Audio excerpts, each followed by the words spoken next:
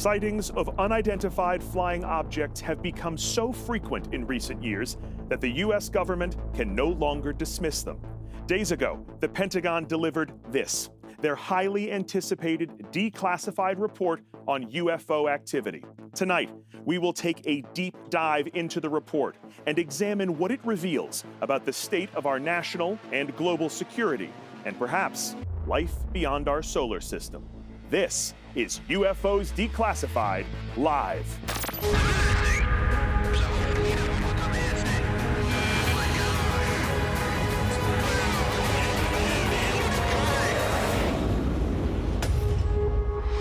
Welcome to UFOs Declassified Live. I'm Josh Gates. Normally, I'm traveling to far-flung locations around the world, investigating mysteries on my series Expedition Unknown. This evening, they've let me take a shower and clean up a little bit. I'm here in Las Vegas, along with fellow adventurer, the host of Expedition X, Jessica Chobot. Hi, thanks for having me. Happy to be here. I am looking forward to declassifying some UFOs. It's going to be a big night. Together, we will be tackling the mystery of UFOs, this report, the science of these aerial anomalies, and who or what could be behind them. We'll do it by deciphering the fresh-off-the-press Pentagon UFO report and the jaw-dropping footage that prompted it. We have got a rotating panel of experts to analyze everything tonight, and we want to hear from you. Tweet using the hashtag UFOsDeclassifiedLive, and be sure to follow Discovery on Twitter to participate in our live polls.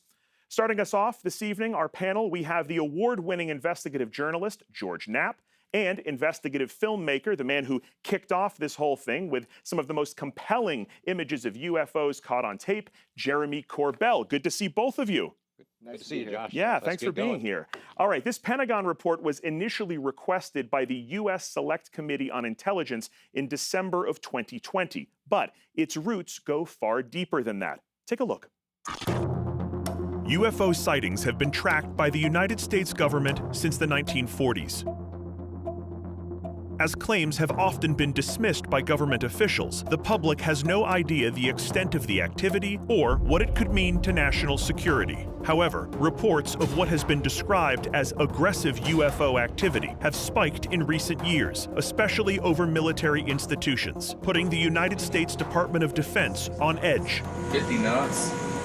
Closing in. These increased public sightings, along with UFO footage leaked by military personnel, has forced the DoD to change their long-standing position. It is history-changing. It is, without a doubt, the story of the millennium. And for the first time, they have authenticated videos of unidentified flying objects. They know that these crafts feature highly advanced technology and are not part of the U.S. military. This caught the attention of the Senate Intelligence Committee. Led by Senator Marco Rubio, they demanded a full report on UFOs for the sake of national security. Anything that enters an airspace that's not supposed to be there is a threat.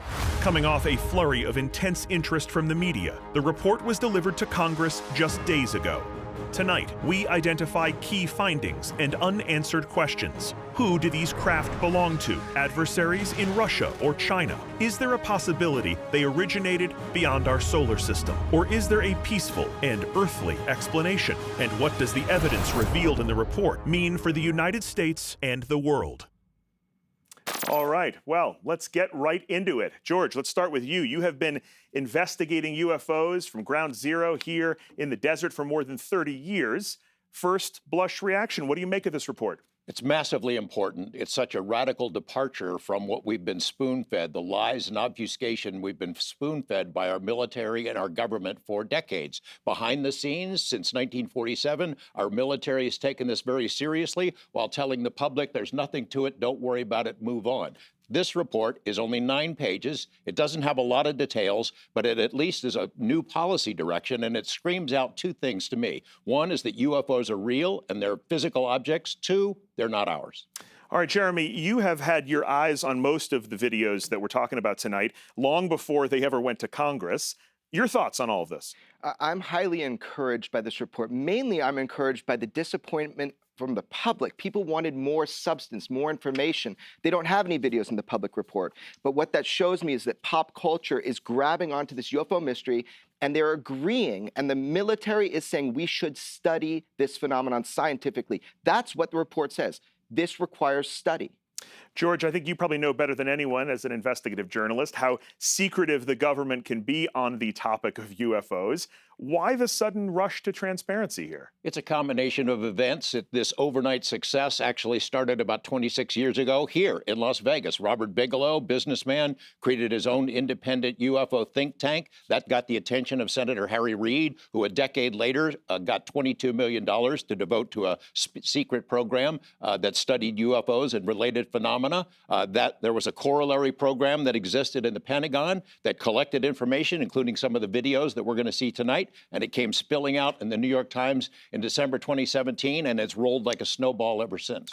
I want to talk about technology a little bit here at the top. You know, in this report, there are 143 unidentified instances. A lot of those were made with real high-tech stuff. FLIR is one of them, forward-looking infrared. How does this kind of technology differ from other sensor systems? Right, so we're living in a different world now where we have corroborative video and thermal evidence. So it's not just a pilot saying, hey, I saw a UFO. It did some amazing maneuvers. Now you have, as you said, forward-looking infrared, which is a thermal camera. You have night vision, which amplifies light. We also have radar and also just corroborative sensor data that is not released to the public that all tell the same tale about UFOs.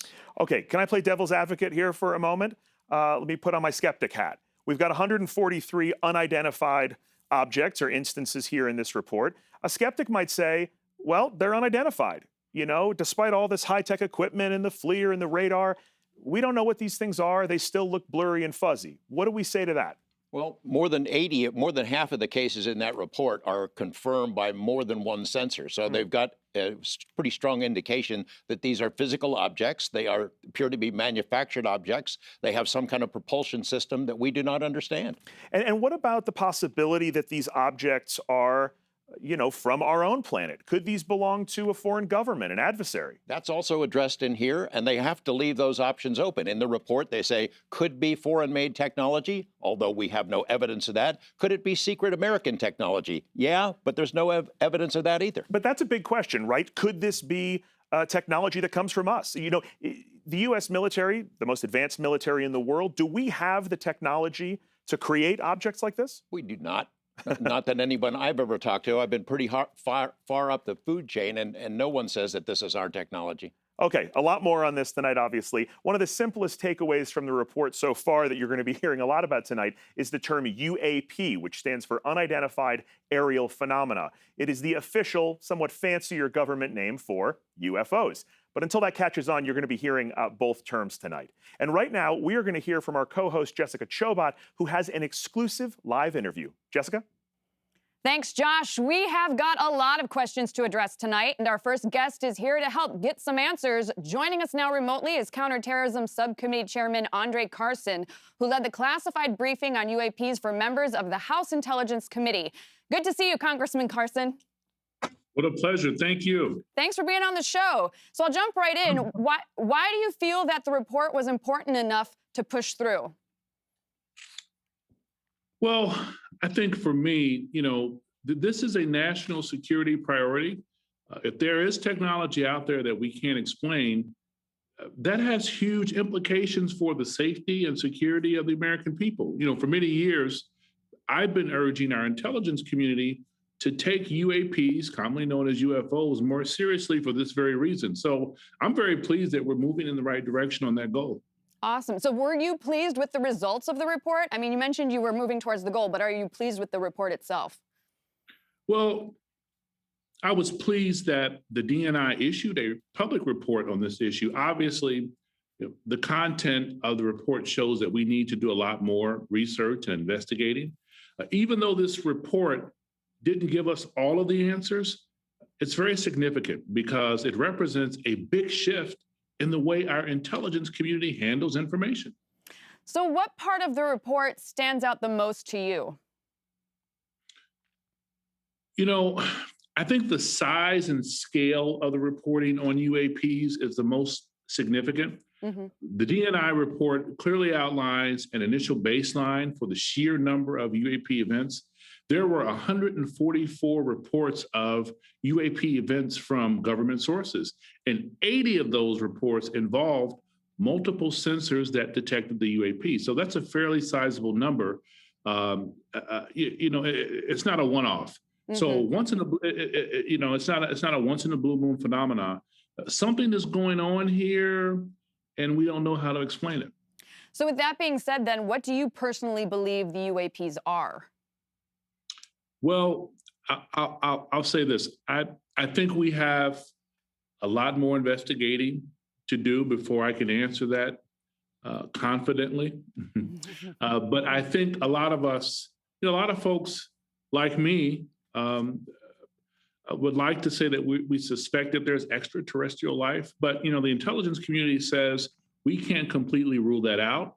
But it's clear we have to do a lot more digging. All of the stakeholders have to come together and put aside any preconceived notions about UAPs and really engage in a very good faith effort to study the potential security threat, obviously. So we need teams of experts across the national security space and across the intelligence community, as well as civilian reports, really studying this issue, taking input, and I think making very sound conclusions about what this could be, whether it's a threat to our national security.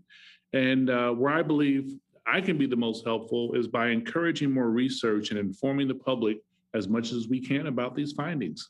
Well, it's been great talking to you. Thank you so much for your time, sir. What an honor. Thank you. Thank you. Josh?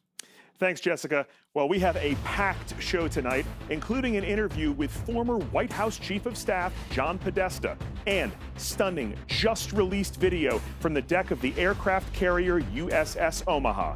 It is just one piece of the incredible footage that we're going to be reviewing tonight as we unravel the identity of these unidentified objects. And during the break, hit us up on Twitter using the hashtag UFOs Declassified Live. Send in your questions, your comments, your photos. Heck, send in your UFO footage if you've got it. It's a big night, and we are just getting started, so stay tuned.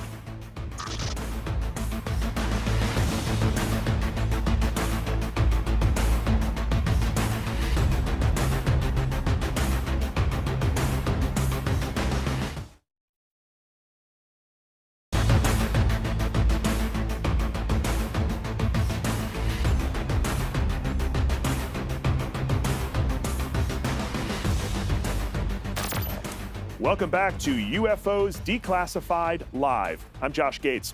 In addition to being a former White House Chief of Staff, John Podesta has been a longtime believer in the possibility of extraterrestrial life. To discuss the latest revelations in the Pentagon UFO report is John Podesta. Thanks for joining us, sir. Good to be with you, Josh.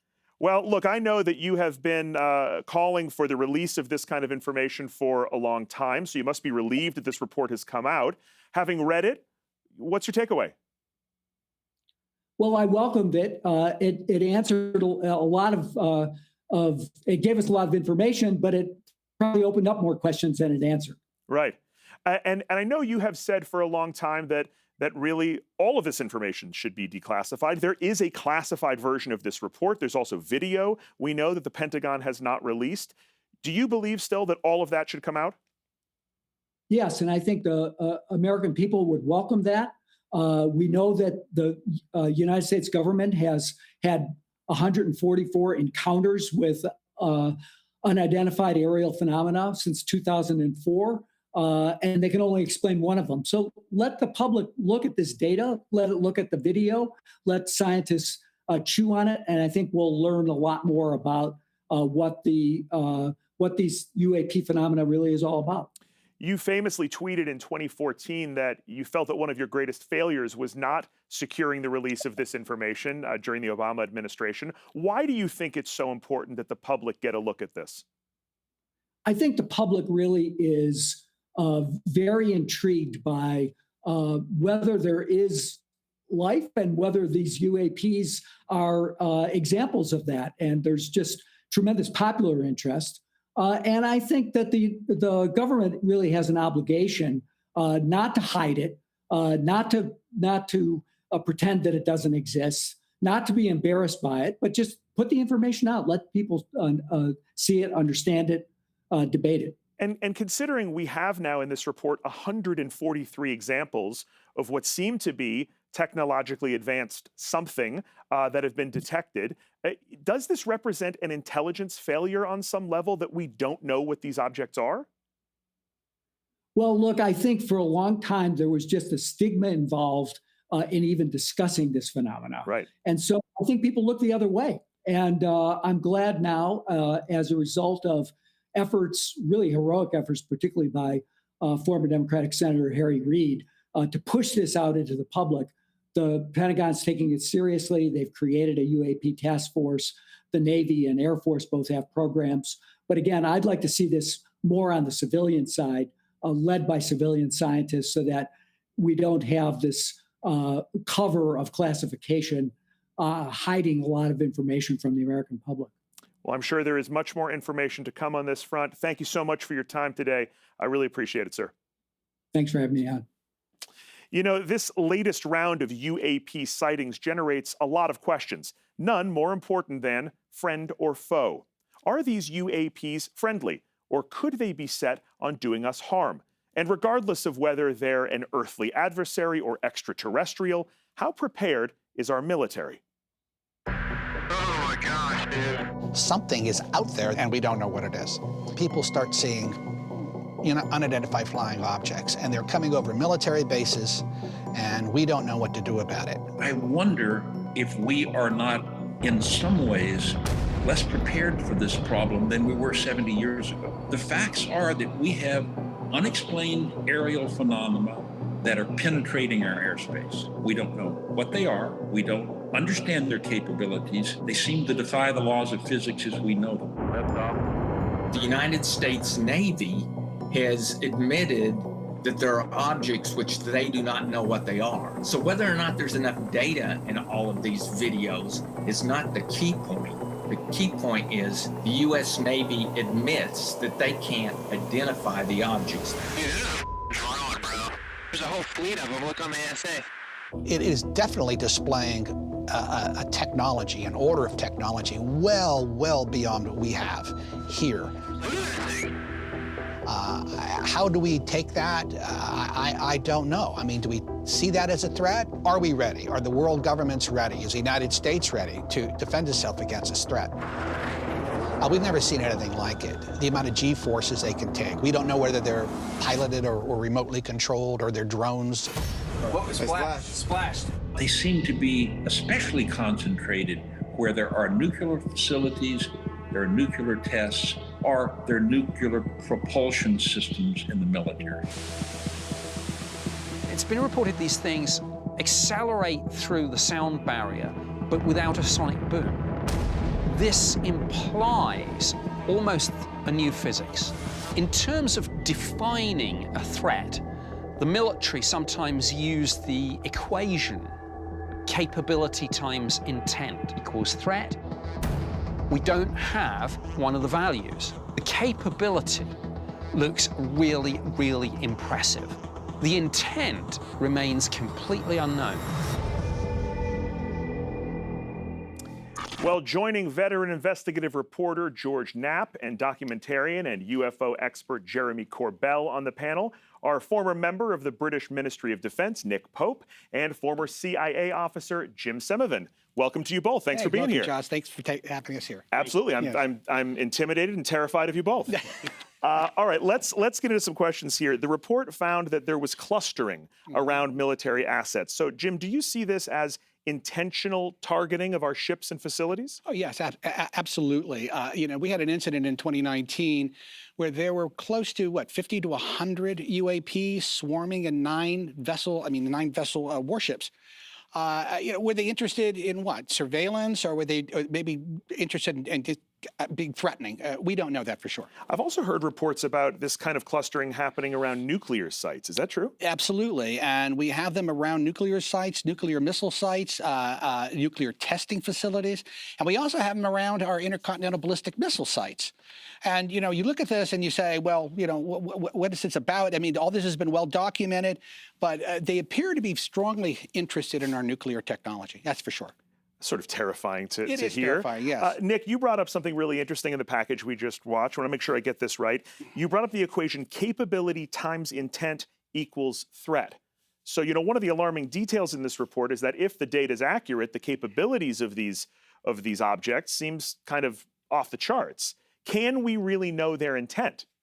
No, we can't. If this was Russia or China, intelligence officers would have a fair idea. But if it's something unknown, possibly extraterrestrial, we have no idea. Therefore, we can't define the threat. And if you can't define or evaluate it, hope for the best, prepare for the worst. So, okay, well, let's say that they do have these tremendous capabilities and that we don't know what they are. I mean, if that's the case, shouldn't President Biden be hiding in a bunker somewhere, Jim? I mean, well, I'm getting nervous here. Well, not necessarily. I mean, you know, in 1947, the Air Force came out and they said, we don't deem UAPs a threat.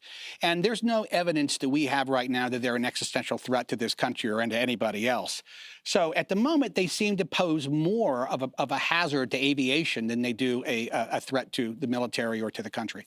Let's talk about technology here. Jim, do you see these UAPs as being more advanced than our top-of-the-line stealth arsenal? Oh, I think absolutely, too. Absolutely. You know, stealth technology is all about low visibility. It's like not being seen. Well, these things are UAPs on steroids. I mean, these are, I'm sorry, stealth fighters, aircraft on steroids. They seem to appear and disappear instantaneously. So you have to ask yourself, I mean, are they using a cloaking device? What are they doing to get this? I've even read, Nick, that some people have theorized that our own stealth technology is somehow based off of these UAPs. That feels a little far-fetched to me. What do you make of that? Well, I don't know if we got stealth technology from UFOs, but UFOs seem to be using it. And one of the really interesting things in the report to Congress is the phrase signature management. These objects are taking active measures to suppress their radar signature, making it more difficult for us to track them. There's an intelligence at play here. All of this is so fascinating. I was just informed that we are trending on Twitter, which I think speaks to the fascination that people have with this topic. I want to check in with my co-host, Jessica Chobot. She is an investigator in her own right. Tonight, she is digging in with a very special guest to get some answers. Jess? Thank you, Josh. With me right now is former F-16 fighter pilot Tracy LaTourette to give us her insight on a pilot's eye view of these phenomena. So, Tracy, a common theme when discussing these UAPs has been that they are more advanced than our military's finest. Our U.S. stealth aircraft is highly regarded, though, and our foreign adversaries also have stealth technology as well. So, can you please give us the rundown on these different types of craft? You bet, Jess. So the term stealth refers to an aircraft's ability to avoid detection by radar. We typically hear stealth and think of, well, most often the B-2 Spirit or the F-117 Nighthawk. This is the bomber, this is our fighter. The great thing is we've been able to take lessons we've learned from the employment of these two aircraft and design the latest 5th generation stealth technology, which is at the end down there, the F-22 Raptor, and not shown, our F-35 Lightning II. So that's our latest and greatest. But we're not alone. We're not the only countries that have these. The Chinese have the Chengdu J-20, the Russians have the Su-57. So it's important that we continue to stay ahead of the competition. We're always looking for emerging threats. Interesting. So what puts the stealth heads and shoulders above the rest? Well, I think that's really one of the best things about our nation is not only do we have these great aircraft that have proven time and again that they're incredibly effective, but we never give up. We never rest. We're always pushing the envelope. In fact, this technology, the F-22 and 35 technology is 20 years old. Yeah. So I would love to know what's classified, what's behind the curtain. Something's happening. Oh, for sure. Well, can any of these aircraft actually move like the UAPs we've been capturing and seeing? I haven't seen any of them move exactly like that, but we do have some that have some thrust vectoring that does allow them to do some interesting maneuvers. But it's still very different than what we're seeing tonight. Interesting. All right, well, thank you for your insight, Tracy. Josh, back to you. Thank you, Jessica and Tracy. Next up, we have got one of the most incredible videos responsible for the compilation of the Pentagon report. It is called the Tic Tac video, and you will not believe how this thing moves. Plus, we've got that amazing newly released footage from the deck of the USS Omaha when our broadcast continues. And tweet us using the hashtag UFOs Declassified Live on Twitter and share your close encounter stories. We'll be right back.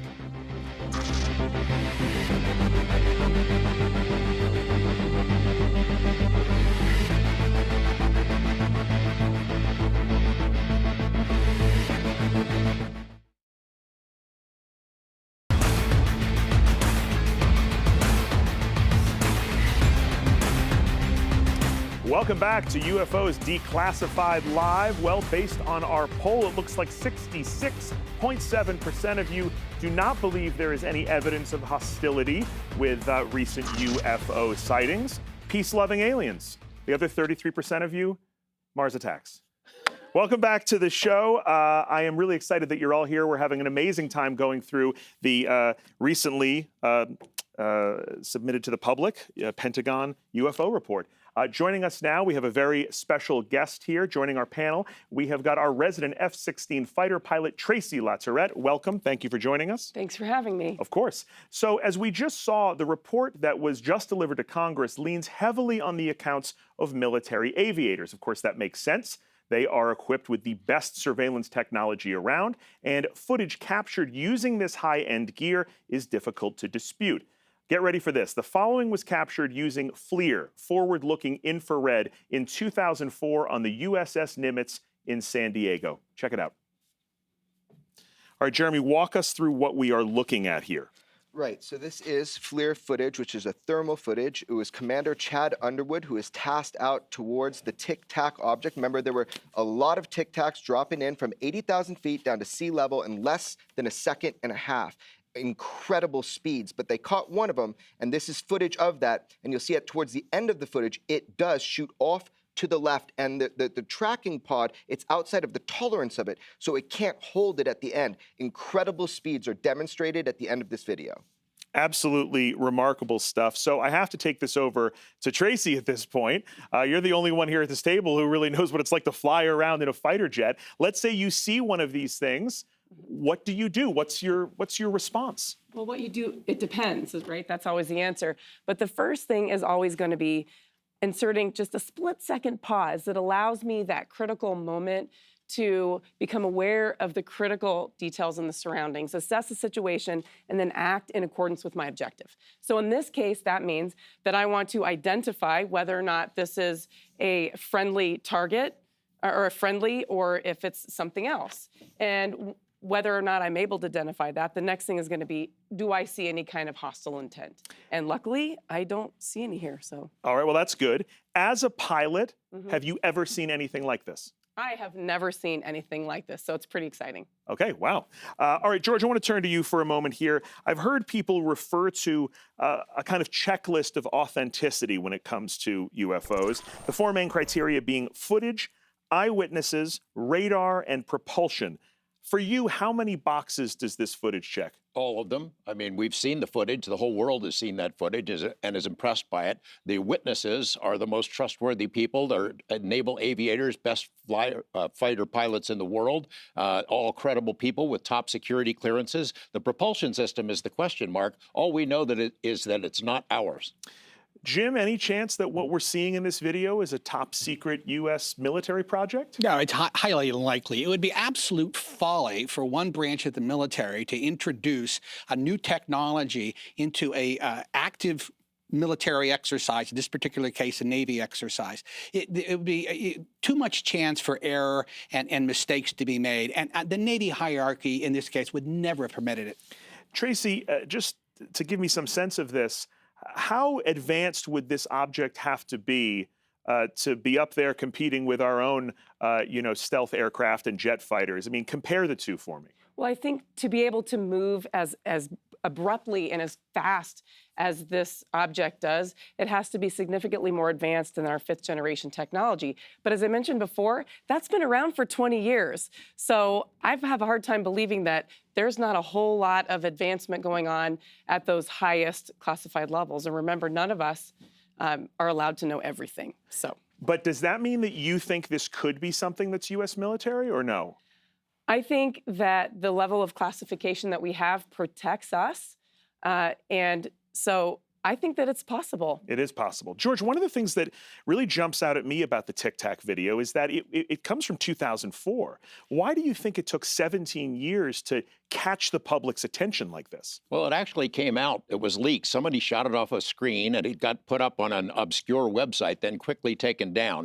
In a couple of years later, there was a behind-the-scenes study that was done that interviewed all the pilots, collected all that information. It wasn't until Jeremy and I started talking about it in early 2017 that the public was starting to catch on. And then the New York Times got the video, and it exploded. They put it on the front page. I think that is why that story went all over the world. Amazing stuff. All right. Coming up, an exclusive interview with the airman who captured the footage of the Tic Tac.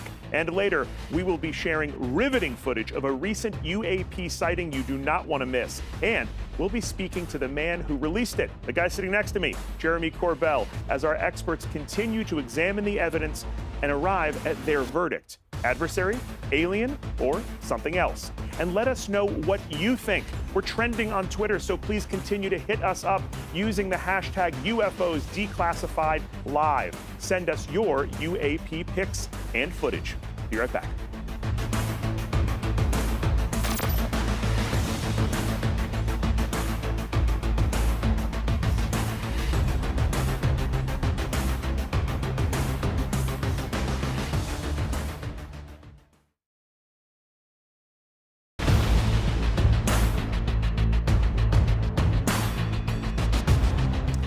Welcome back to the show. Our live poll shows that folks are pretty divided on what the Tic Tac video actually shows. We've got a real split opinion on this front. Welcome back to UFOs Declassified Live. I'm Josh Gates, and joining me on my esteemed panel of experts are UFO aficionados Jeremy Corbell, George Knapp, and Jim Semovan. Okay, so before the break, we saw this Tic Tac video. It is a remarkable and compelling piece of evidence suggesting to some that there could be extraterrestrial life. The footage was captured back in 2004 by former Navy Airman Commander Chad Underwood, who actually coined the term Tic Tac UFO. He has never spoken publicly about this incident until now. Now, Jeremy, I understand that when Chad spotted this, whatever this was, the systems on his aircraft actually jammed? Yeah, his optics and weapon systems were actively jammed. Okay, this is amazing stuff. Let's take a look. Declassified videos, authentic Department of Defense footage. Splash. There's a whole fleet of them. Look on the ASA. You should have been able to target it. You weren't. That is an indication of active jamming. Is that correct? Yes. Wow. Once I got the target of interest on my radar, I took a lock, and that's when all the kind of the funky things started happening. The erratic nature of the Tic Tac, the airspeed was very telling to me. Then we started seeing what we call jam strobe lines. Strobe lines are vertical lines that show up on your radar that are indications that you're being jammed.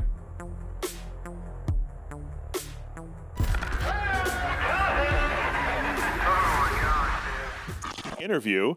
I got to ask first off, how did you get Chad to speak out about this? He's been really reluctant to do that. Right. So Commander David Fravor is the man who chased a UFO for the United States military. This same UFO is the one that Commander Underwood was able to film. And he hasn't talked. I like to believe I have a charming personality. American can decide for themselves. But also just, we became friends. We became friends over time talking about this. I'm just curious. I wanted to know. Look, his aircraft was actively jammed. What that means is the UFO was sending a signal to actively jam, which are tied into his weapons systems. That is an act of war under normal circumstances, even though this is highly abnormal. George, this is your first time seeing this video. What do you think? Game changer?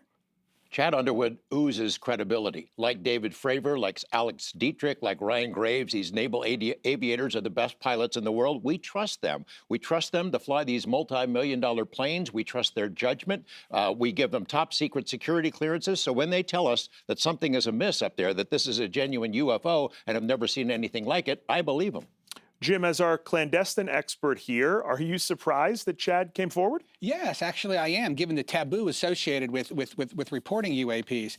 He's very brave to do this, very courageous to do this. Right, because a lot of pilots, they see something like this, the last thing they're going to do is talk about it, right? Exactly.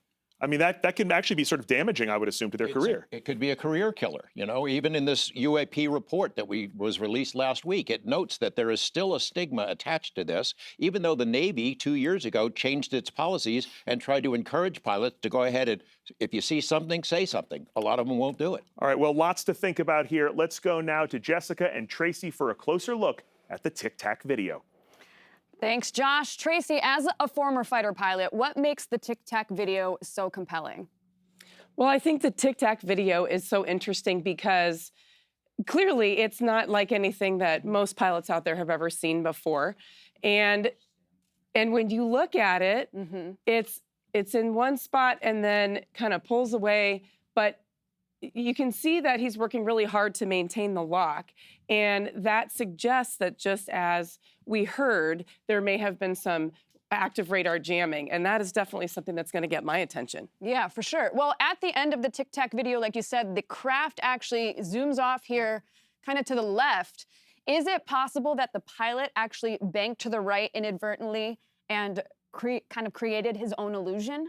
That's a great question. Actually, if you look in the center above your blue line there, you can see what looks like the little aircraft higher above it, up there. Yeah. So that, we call that the flight path marker. It's straight in line with what we call the horizon line on either side, and that's not in a bank. So what we're seeing here is that the aircraft is actually, fairly straight and level, and that suggests to me that that object is actually doing exactly what we think, that's zooming off on its own.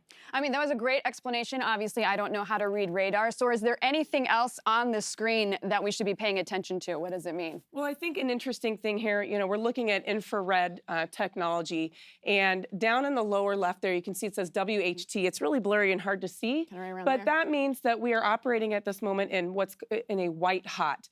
So if the object is white, that means it's hot. And that's typically what we expect to see from an aircraft because the engine shows hot, so it would show white. Very interesting. Thanks again, Tracy. Josh, back to you. Thanks, Jessica and Tracy. Coming up, we have got more incredible information to share from the Pentagon report and some breathtaking video that checks all the big boxes. It is not to be missed. And stick around as our experts are drawing ever closer to their conclusion: adversary, alien, or neither. And don't forget to share your thoughts, your photos, and your footage with us on Twitter using the hashtag UFOs Declassified Live.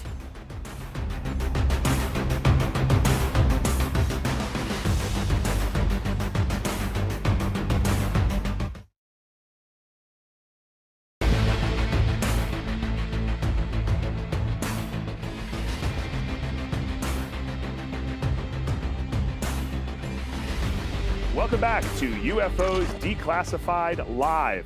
Well, just 5 days ago, the intelligence community and the public at large received a long-awaited government confirmation of UFO activity. I am joined by our panel live in Las Vegas to discuss the headline-making Pentagon report. Okay, let's go back in time here a little bit, Jeremy, to Roswell, the granddaddy of all American UFO stories here, 1947.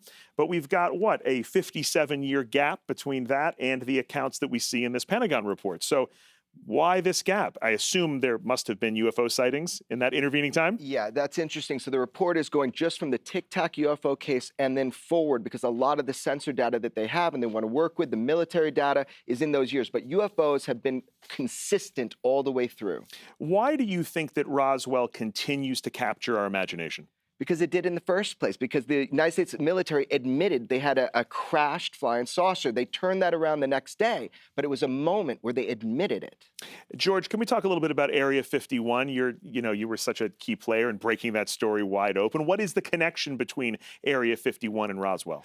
The story of Roswell has been muddied over the years, and I think on purpose. The first story came from the U.S. military. They said a flying saucer crashed out there. Then they changed it to it was a weather balloon. Then they changed it again to a super-duper double-secret probation weather balloon. And it's hard to get a real good handle on what was out there. But if you had a crashed flying saucer, if you're trying to take it apart, reverse engineer it to figure out how it works, where would you take it? I'd say the top of the list would be Area 51, because it has been the location of choice for testing all kinds of top secret platforms. The U-2, the Blackbird programs, the stealth fighter were all developed out there. I've interviewed 24 witnesses or more who over the years have worked out there and have said they've seen something that sure looks like a flying saucer that we were taking apart to figure out how it worked, not building it.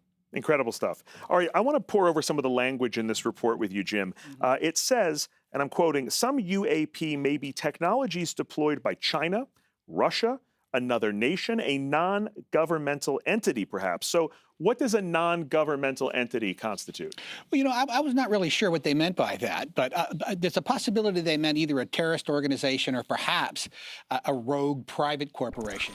But in my opinion, I think it's highly unlikely that China, Russia, or a non-governmental entity is behind UAPs. I mean, could this be just the case of an individual, Nick? I guess I turn to you. How do we know that these UAPs aren't, you know, some kid with a drone out there? Because I'm sure that's what a lot of skeptics would put forward, right? With all the drones we have out there, and we've seen problems with drones at airports and other places, could that be what people are seeing?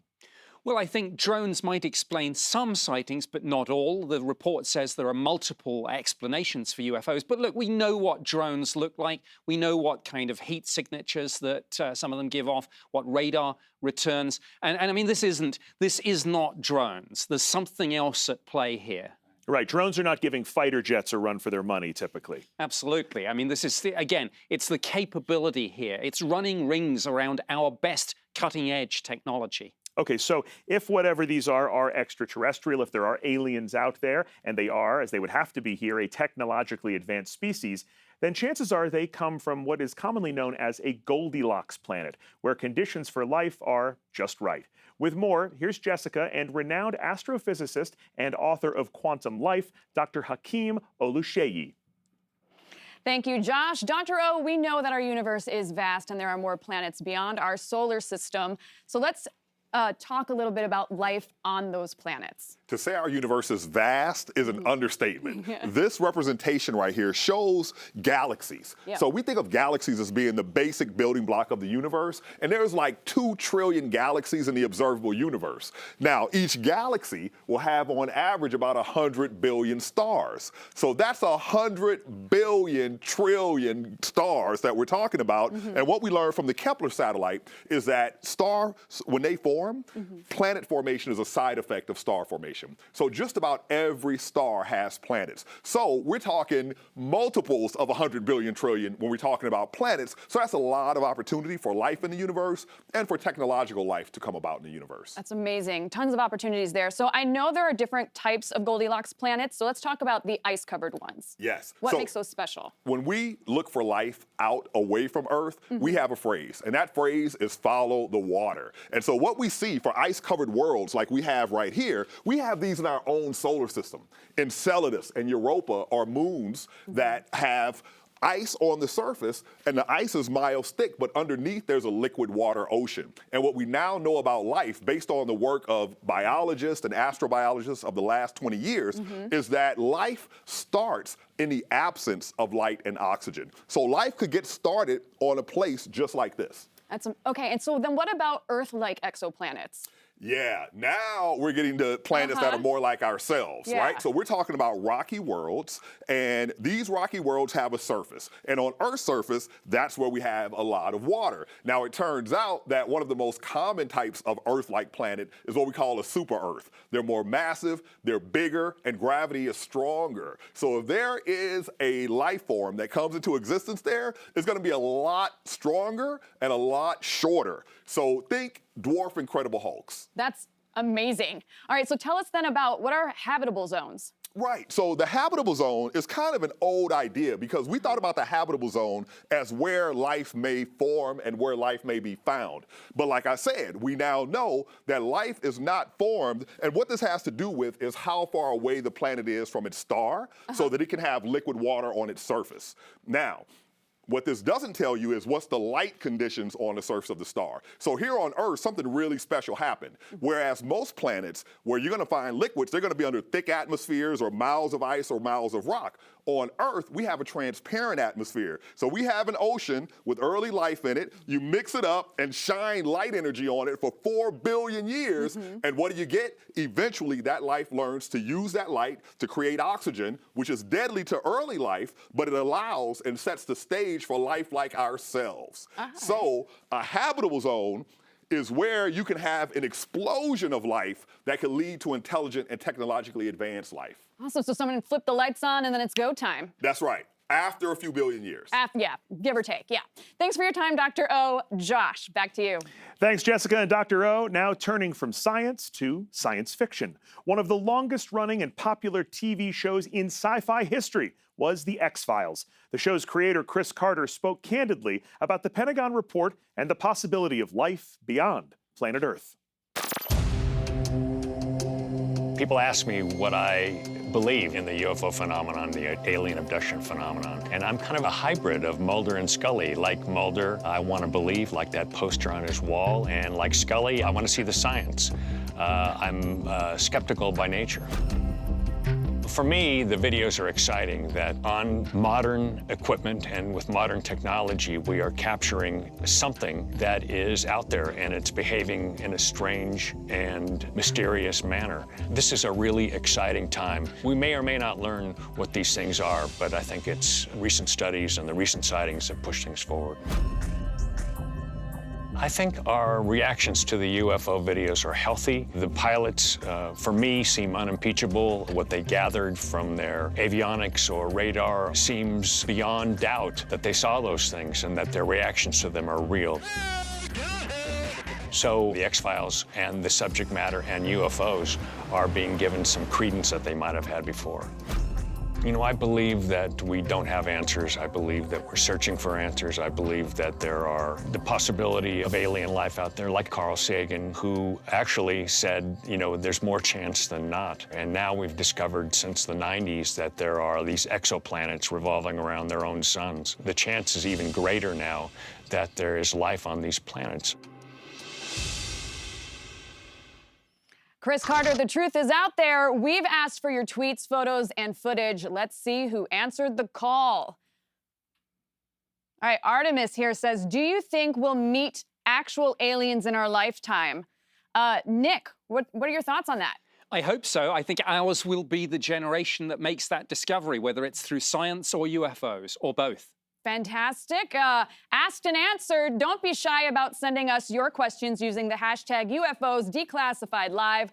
Josh, take it away. Well, coming up, we will be screening the astonishing UAP footage that got the entire Pentagon report rolling. Plus, our experts will debate the origins of these UAPs when UFOs Declassified Live returns.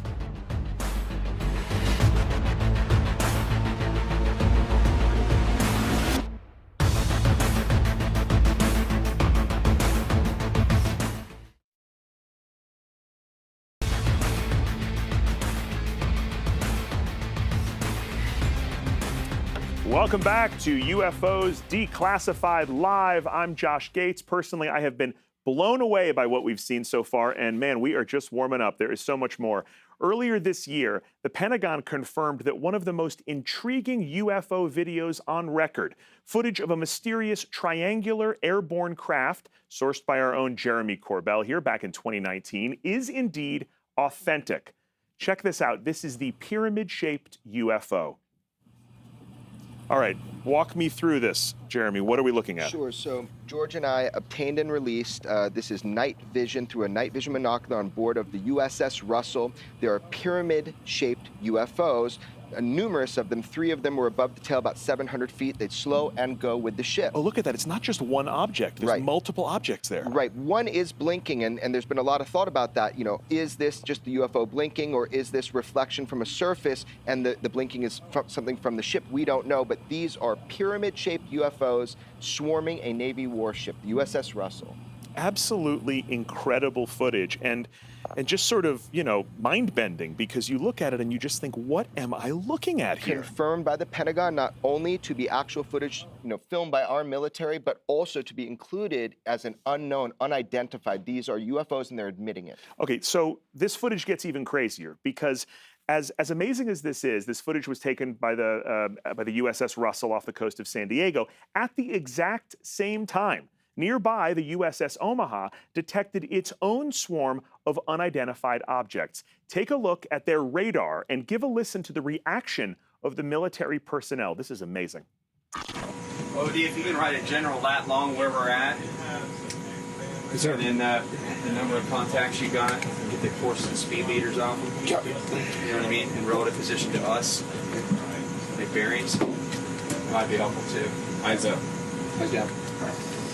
System 2, maintain track as best you can. Track 781 just sped up to 46 knots, 50 knots, closing in. Oh, 138 knots. Oh, that one's pretty much perfectly 000 relative, right? Yeah. 263 at 3 miles, 55 knots speed.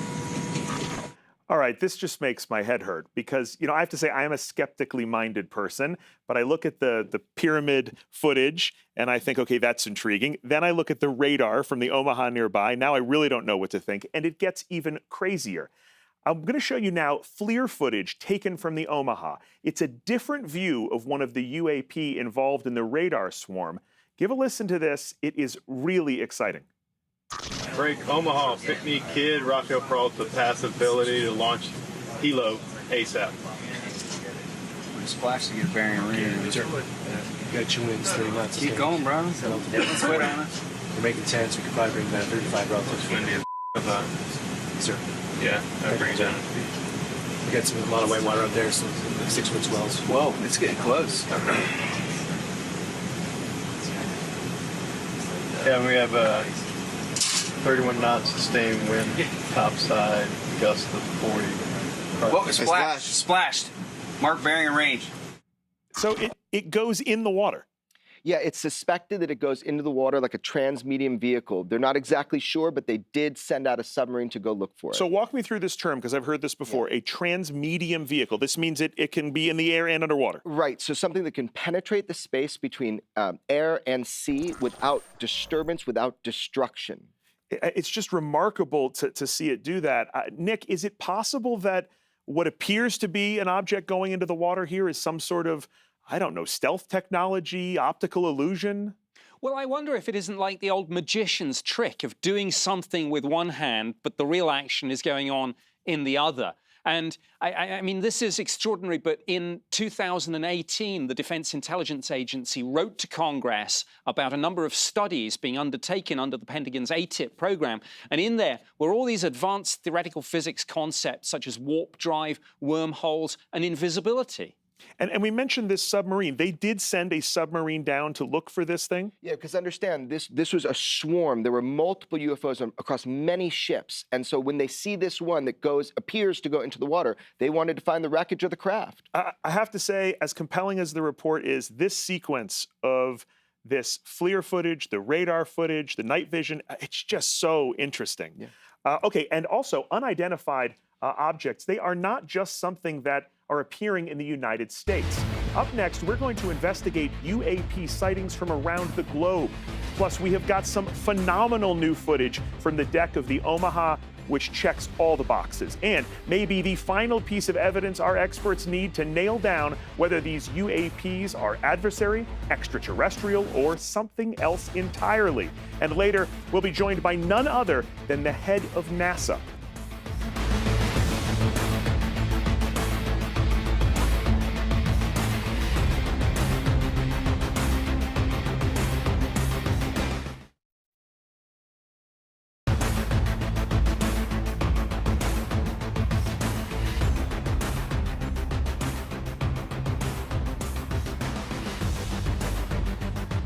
Welcome back to UFOs Declassified Live. I'm your host, Josh Gates. The footage of pyramid-shaped UFOs may be relatively new to many of us, but actually pyramid UFO videos have been around for quite a while. In fact, our own George Knapp smuggled some pyramid UFO footage out of Russia several years ago. Let's go to Jessica and the man himself to talk about it. Jess? Thanks, Josh. George, let's take a look at your pyramid video and you can tell me about it. Okay. So what have we got here? This is a huge pyramid-shaped object, not triangle, but pyramid, that was shot in the skies over Latvia in 1968. It ended up in the Ministry of Defense. Russia's Ministry of Defense had giant files on UFOs that I tried to access in the early 90s. You might recall during the early 90s, glasnost, perestroika, that country was undergoing a lot of changes. And I thought, well, maybe there's a window of opportunity to find out what the Russians know about UFOs and also what the Americans know about UFOs from the Russians. And we went over there with the help of a Russian physicist who had government contacts. He put us in touch with Ministry of Defense officials, intelligence officials, and they told us about the biggest UFO study in history. It was a 10-year-long study. The whole Russian military was part of it. They collected tens of thousands of reports, including videos, and I was able to get some of that material, classified as it was, and bring it back. Very interesting. I just wanted to zoom in on this a little bit so we can get a better view. Oh, let me do that again. No, my Zoom's not working. Anyway, so how did you manage to smuggle this out of Russia? I think I'm going to be vague about that because someday I might want to go back to Russia. Nice. But it was, yeah, it was a very tense moment. I'll just put it that way. But they considered this to be a genuine UFO because of some of the characteristics about how it flew, even though we don't see it in this film clip. But it was part of a gigantic cache of information that the Ministry of Defense collected over a 10-year period. And so how long ago was this particular footage That's taken? 1968, Latvia, which was sort of part of the USSR back then. The USSR crumbled, of course, and the Russians took over, but that was in their files. So obviously there's been video documentation of pyramid-shaped UFOs for over 50 years. Why do you think people are only really talking and paying attention about it now? It's kind of a combination of events. You know, there's always something more important in your life, the economy, your family, whatever, politics. And now we've had such an avalanche of UFO coverage by mainstream media that it's caught the attention of the public in a way that I never thought I would see in my life. That's great. All right, well, right now we're going to do a side-by-side comparison of your footage and the footage from 2019. So let's pull that up. So what I think is really interesting about this is over here from Latvia, you kind of have a beveled edge. It's all by itself, and it's kind of staying perfectly still. Where over here, you've got multiple shaped UFO, or multiple triangle-shaped UFOs, as well as the fact that it's pulsing. Yeah, this guy, the pyramid over here brought his little buddies along with him. And if you notice, if you watch the footage close enough, they're not traveling all at once. It's not a reflection. Those two different objects pace at a different pace than the main object that we see that's flashing. This guy came by himself. So, I mean, would you say just off the top of your head, would they potentially be related and this is just a more advanced version of whatever this was? Yeah, that's a good thought. I mean, there was 30 years in between, so it's possible, 40 years in between, so it's possible that the same kind of technology is reflected in both of those film clips. Interesting. All right, well, I'd say yours really holds up. Thank you very much, George. Back to you, Josh. Absolutely incredible stuff. And for the kids watching at home, don't smuggle UFO videos out of Russia. It's a bold move, George. Look, the fact that he was able to smuggle this footage out proves this next point. These UAPs, they are a worldwide concern. So far, we have focused on sightings off the Florida and California coasts here in the United States. But the phenomena extends all around the globe. Let's take a look. UFOs are a global phenomenon. And while the current spotlight is on the United States, there is more to this than just those 3 U.S. Navy videos. My gosh. Uno. Y ahí van los atrás. 1, 2, 3, 4, 5, 6, 7, 8 en la pantalla. I think when it comes to UFOs, this is a global issue, a humanity issue. What I've seen with other countries is pretty interesting. Every country, for the most part, has their own UFO programs. They're much more open with their population on these things than we are. Well, they're really kind of waiting for us to take the lead. I think it would be safe to say that most world governments have encountered this UAP phenomenon, without a doubt. It appears everywhere, but we can't predict when they're going to appear, why they're going to appear, and where they're going to appear. But we do know that there are some governments, particularly in Brazil, Argentina, Chile, Peru, France, the UK, Australia, all of these countries have information on these sightings. It seems very simple to say, why don't all the countries of the world cooperate, be friends? And until there is a global acknowledgement of the threat, it seems unlikely that there will be significant cooperation. Incredibly enlightening stuff. I think it begs the question also, if these UAPs are being spotted around the world, does that bolster the theory that perhaps they're extraterrestrial? Joining us again is Nick Pope. Nick, let me ask you this. These global sightings, are they largely similar?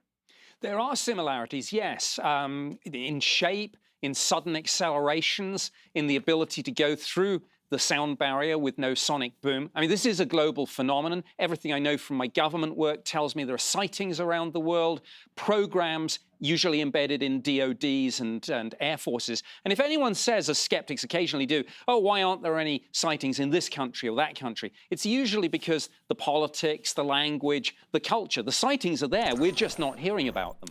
You know, one of the most mind-boggling international sightings that I've ever seen is this sighting from Puerto Rico. Take a look at this. We have this incident where we have this object being tracked and it is flying along. Jeremy, tell us a little bit about what's going to happen here. Well, what you see is like a transmedium vehicle. It's a vehicle that goes from the air through the water without decelerating at all. It also at one point splits in two. And this was filmed by the Homeland Security, was the original place that it was filmed from. So it's a pretty astounding piece of FLIR footage. This moment where it actually appears to break in two, though, right here, this is really astounding. The object literally, it's like a magic trick. We have this one object that suddenly becomes two different objects just in the blink of an eye. And it was highly studied, and the fact that it moves through the water without deceleration, that again shows that transmedium characteristic that UFOs are known for. Because most objects that are traveling at a high speed, that are aerial, they hit the water, it's over, right? They slow down, they stop, there's a huge amount of drag and friction. This thing just keeps going. That's right, and that's due most likely to the propulsion system itself. Any evidence that this footage could be doctored? This footage, no. Do you see any evidence of that, George? No, the SCU, a really reputable organization, did an analysis of this over several months. They studied every frame of it. They believe it to be legitimate, and they don't have an explanation for how one object splits into two, and they're both still flying under some controlled circumstances. You know, one of the things here in the United States historically has been that our government has been pretty tight-lipped about UFO activity. I'm curious, as we talk about these global sightings, how is this handled in other countries around the world? Most of them seem to follow the United States model. Our allies certainly follow that. I think the UK takes its cues from the US, that they say one thing behind the scenes and they say something else to the public. That certainly was true for Russia. They told their people for decades that this is a capitalist plot. Pay no attention to these UFOs behind the scenes. They were studying it for very practical reasons, trying to figure out how to make their own. One of the things I saw, I went to Chile a few years ago, and they had a program there that was actually quite open to the public. They were encouraging people to come forward, encouraging pilots to come forward. I think whether you're a believer or a skeptic, just for the sake of national security or the sake of anybody who gets in an airplane, surely there's got to be real value to encouraging people to report these things. Here's the thing. We're in a race for this technology. The United States wants it, UK wants it, Russia wants it, China wants it. And the first nation to figure this stuff out wins. All right, well, thank you, everybody. Very informative. Coming up, our panel of experts will be breaking down more key videos as we debate whether these UAPs are adversaries, extraterrestrials, or something else entirely. And later in the show, we are going to learn about arguably the most groundbreaking cosmic discovery of the century. Plus, we'll hear more from the producer and creator of The X-Files. Use the hashtag UFOs Declassified Live on Twitter and submit your questions for our panelists now.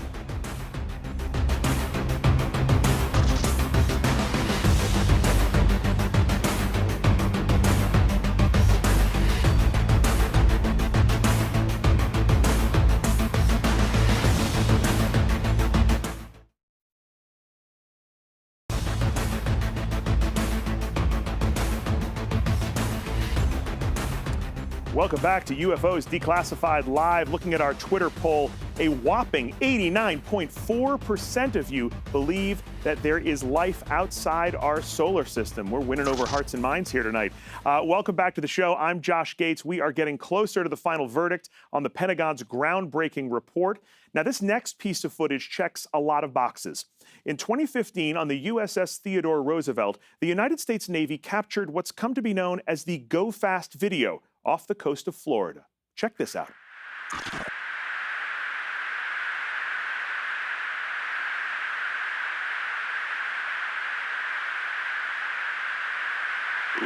Nickel 6-1 Tango Project, over.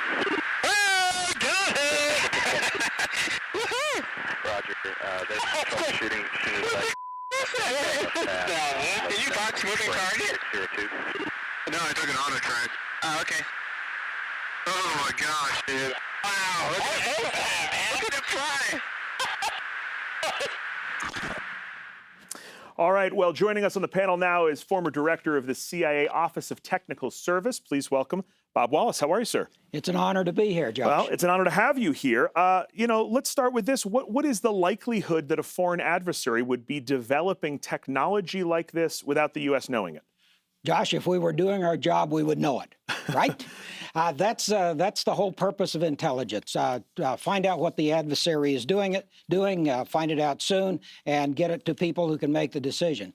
Now, with respect to the UAPs specifically, if I could use this illustration, this piece of paper represents all possible information about UAPs. Okay. This dot represents what we know. So I caution us against being too arrogant. Wow, amazing. We really blew our budget on that visual aid there, too. But I take your point. We don't know much at this point. There's a lot we don't know. Okay, we've got eyewitness testimony. We've got video. We've got radar. We've got movement. We've got propulsion in this last video. I mean, this one seems to check all the boxes. I turn now to Tracy, our resident fighter pilot here. What do you make of the Go Fast video? What jumps out to you? Oh, I think this video is incredible. As fighter pilots, we like to think that we're fast, but this object looks like it is going super fast. So that's what I want to talk about here. Compare it for me to a fighter jet. You know, how difficult is it to even track an object like this? Well, you can see it looks like they're working pretty hard to get a lock. And at first glance, we might think that it's many objects going across that particular screen. But when I look closer, it looks like they're trying to grab it, and then it breaks lock, and then the radar slews back, and they try again, breaks lock, it slews back. And then eventually it's able to bind around the object, and you can hear the Wizzo saying that he went to an auto track mode to auto slew onto it. Right. And I love asking you this question. Have you ever seen anything like this? I have never seen anything like this. I love hearing that, because you are the one up there that should be able to identify this stuff. And it's so mind-bending when we hear that we don't know what this is. George, how important was this video to the compiling of the Pentagon report? Well, it's another brick in the wall. You'll recall the Tic Tac was the first one that was officially released and the New York Times reported on. Then Gimbal, then Go Fast, and taken all together, it certainly paints a picture that someone out there has got some technology far beyond what we've got. All right, I want to understand this video a little bit more. So let's check in with Jessica and Dr. O to bring us up to speed on propulsion and movement. Jess?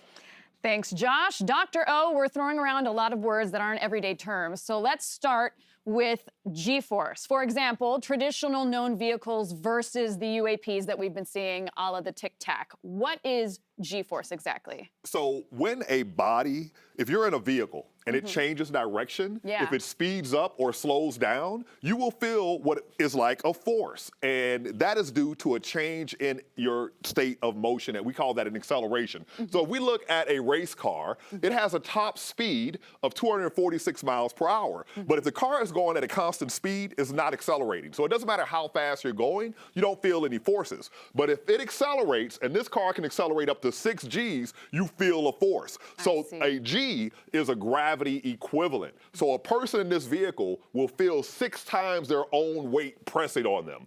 If you're in an F-117, its top speed is 684 miles per hour, but its top acceleration is 9 Gs. That means the pilot will feel 9 times their own body weight. And you can only survive that for a short amount of time. Really? So 0 to 9, that's what's going to hit you. That's what you're going to feel. When you're in a car and it goes really fast, you get pushed back in your seat, that's a G-force. That's an acceleration creating a force on your body. Now, when we talk about an F-16, look at that top speed, 1,500 miles per hour, much faster than the F-17, but the same maximum acceleration. Right? So inside your body is designed to be upright in gravity.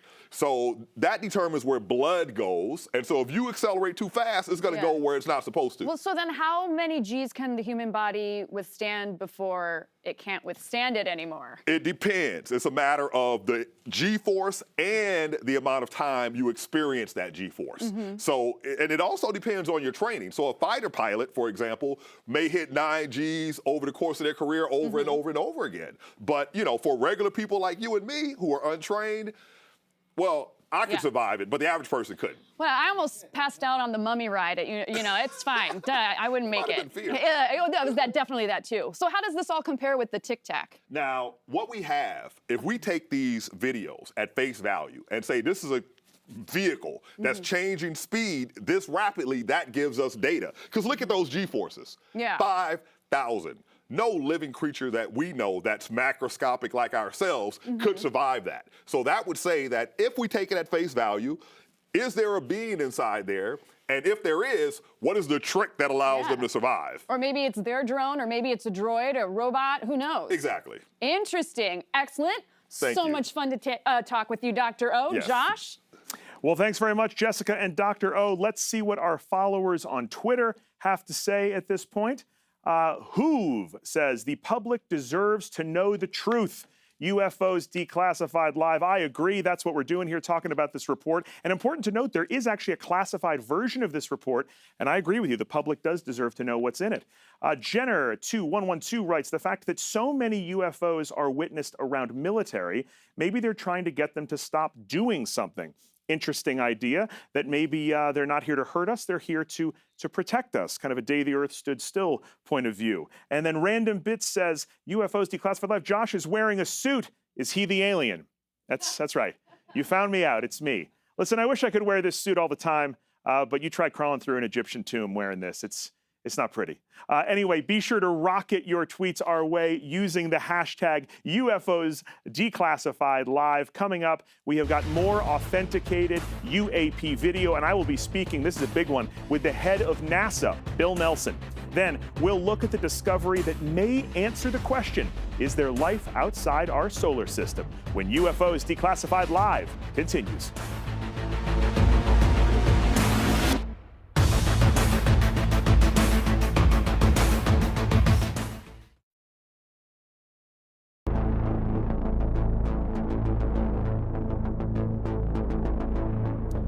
Welcome back to UFOs Declassified Live. I'm Josh Gates. I just found out we are the #3 trending topic on Twitter.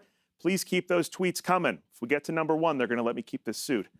Before the break, we were discussing the mind-altering go-fast UFO footage taken aboard a Navy jet fighter from the USS Theodore Roosevelt off the Florida coast in 2015. Now, this next UAP was caught on camera in the same year from near the same location. Check out the motion of this craft. This is the gimbal UFO.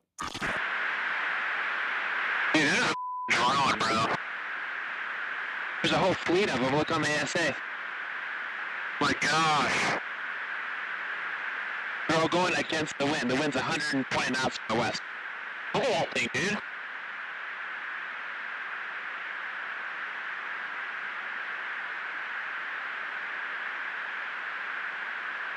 That's not our LNS though, is it? It's not. That is the LNS, dude. Well, if there's like... Look at that thing. It's rotating. Well, joining Jeremy, George, and Bob on the panel is our resident astrophysicist, Dr. O. Good to see you. Thank you, sir. Bringing some science to the desk. That's right. Okay, let's talk about this. What's your first thought upon seeing this gimbal video? Well, I'm trained as a physicist. So when I see any data, my first thought is, I don't believe it. Right? I don't take it at face value. We have to take the data and validate it and then make scientific measurements that are actually rigorous. So I don't have this data in my possession, and so I can't really say anything about it because I haven't taken it through that process. Do you think we can explain, just looking at it, how this craft moves and rotates? You know, it's difficult to disentangle because you have many moving things at one time. You have the moving object, you have the moving plane, or whatever platform is taking the data. And quite often, if you're locking on, that means that you have something that's moving separate from the actual vehicle that is mounted on. So you have to disentangle all of this stuff, and it's complicated. But if you take it at face value, as I said before, you see some interesting aerodynamics. Absolutely. Now, Jeremy, on the clip, we hear a voice say, quote, there's a whole fleet of them. Now, is that just eyewitness saying that? Do we have any data to back that up? Yeah, absolutely. But a lot of it's going to be classified and it's not going to come out. But I can tell you with 100% certainty, and some people have been exposed to it. There was a fleet in front of this. And by the way, this object, listen to the pilots. They're some of our best sensors. It's moving against the wind. It's rotating. You can hear what they say, but there were other objects that were with the gimbal. And the gimbal has unique propulsion as it goes forward, changes, and starts to reverse direction at the end. Bob, any chance what we're looking at here could be faked, do you think? Absolutely, there's a chance. I think it's a small chance. This comes from credible sources, credible sensors. So the video itself, I think, authentic, absolutely. Now, what it means is a different question. I like to say, I've seen the rabbit come out of the hat many times. And is the rabbit in the hat? It depends where you're sitting in the audience to know whether the rabbit's in the hat or not. George, how important was this gimbal footage to the Pentagon report? Oh, it was hugely important. I mean, you know, like Dr. O said, we don't have a lot of the data. We don't have the object itself to examine.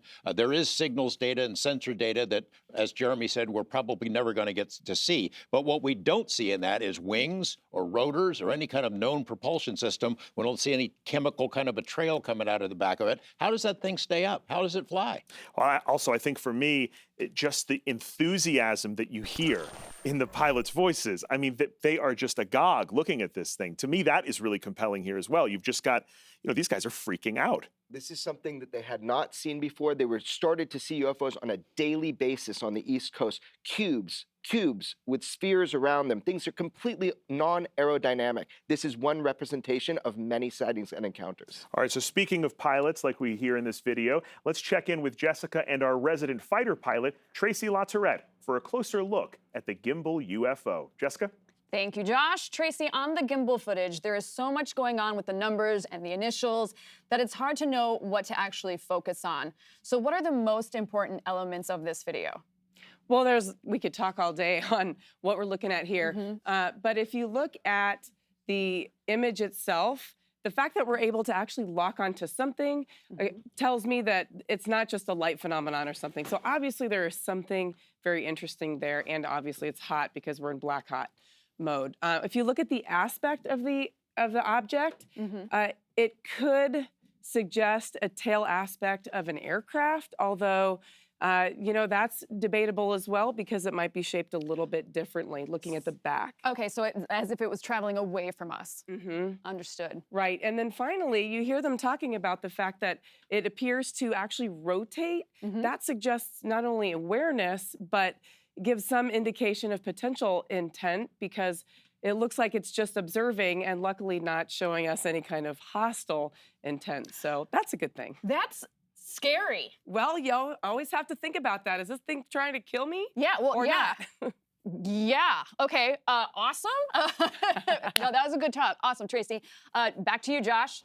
All right, well, thank you, Jessica and Tracy. When we come back, I will be speaking with former astronaut, senator, and NASA administrator Bill Nelson.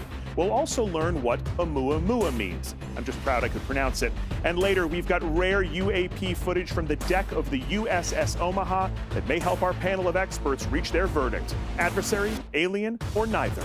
During the break, be sure to hit us up on Twitter using the hashtag UFOs Declassified Live.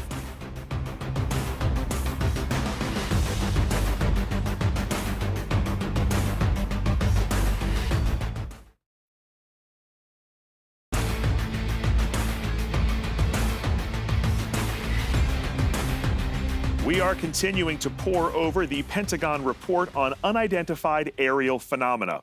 As the report indicates, there is not one blanket explanation for all of them. And that's why you are watching UFOs Declassified live. I'm Josh Gates. At this time, we are honored to be joined by the current head of NASA. He has flown in space and previously served Florida in the Senate. Bill Nelson, good to see you, sir. Hey, it's great to see you, and I'm always ready to talk about space. Well, that's good. I'm glad. We have a lot to talk about with the release of this report. Obviously, you've read it. What do you think is the most eye-opening aspect of this? Well, I was briefed on this a couple of years ago in the Senate Armed Services Committee, and I had a chance to talk to the Navy pilots you've seen the video now a number of times on TV. They know that they saw something, they tracked it, they chased it, and then all of a sudden it would move from one location to another in a split second. Now we know from the unclassified report that there have been over 140 of these sightings around the globe. And so from the pilot's standpoint, they know they saw something real. Right. Now we need to find out what it is. So that's why I've asked the NASA scientists, look at it from a scientific point of view, and let's see if you come up with any answers. And I think that's a good point. There's an enormous amount of credibility here in terms of these pilots, in terms of the people that witnessed whatever these objects were. If we take the report at face value, what do you think it says about national security? Well, we don't know. We don't know if it's something out of this world or if it is a person that could, an entity that could be a potential adversary here on Earth. Right. Now, our government is saying this is not any technology that we are testing. Therefore, we ought to be concerned. That's why we need to get to the bottom of this. Right. Now, a lot of people are speculating that these UAPs could be extraterrestrial. You yourself have flown into space. You were a payload specialist during the shuttle program. Do you personally believe that there is extraterrestrial life out there? Well, let's separate the question. Do I believe that these objects are ETs? The answer is I don't know. That's why we're asking the questions. Right. Your second question is, do I think that there's life out there in the universe? This is a universe that is 13.5 billion years old. It is so vast, we cannot even imagine. Our minds cannot grasp the size of it. Do I think that there's another solar system in another galaxy with another sun, with planets revolving around it that might have a planet with a habitable atmosphere? Of course I do. Do you think that this particular report, which was generated by the Pentagon, do you think that it should be shifted to NASA? Should NASA have a permanent responsibility to, you think, look into these sightings and to continue pursuing this question? No, the Pentagon needs to continue its defense function. NASA needs to continue its scientific function, and that's exactly what we're doing. Terrific. Well, I can't wait to see what the Webb telescope and what NASA has in store next. Thank you so much for your time with us today. I really appreciate it, sir. Have a great day. All the best. Well, so far tonight, we have focused on unidentified aerial phenomena. Right now, though, we're going to shift our gaze to an identified interstellar object that may be an indicator of life in other solar systems. This startling discovery was spotted by Canadian astronomer Robert Warwick from the Haleakala Observatory on Maui. And since the object is the first of its type, it was named after the Hawaiian word for scout. This is Oumuamua.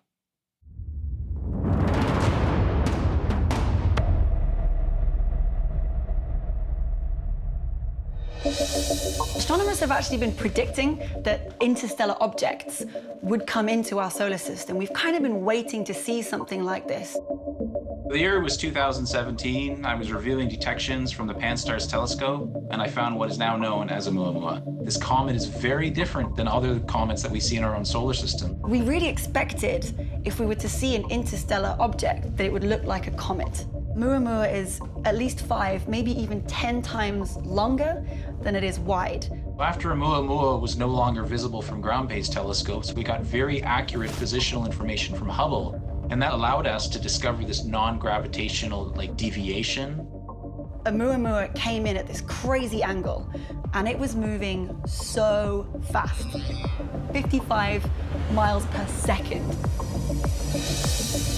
Oumuamua is some kind of comet or asteroid. No one can tell for sure what Oumuamua was. This could be a probe, a civilization with millions and millions of years head start on us, could have built hundreds of these probes and just let them loose throughout the galaxy.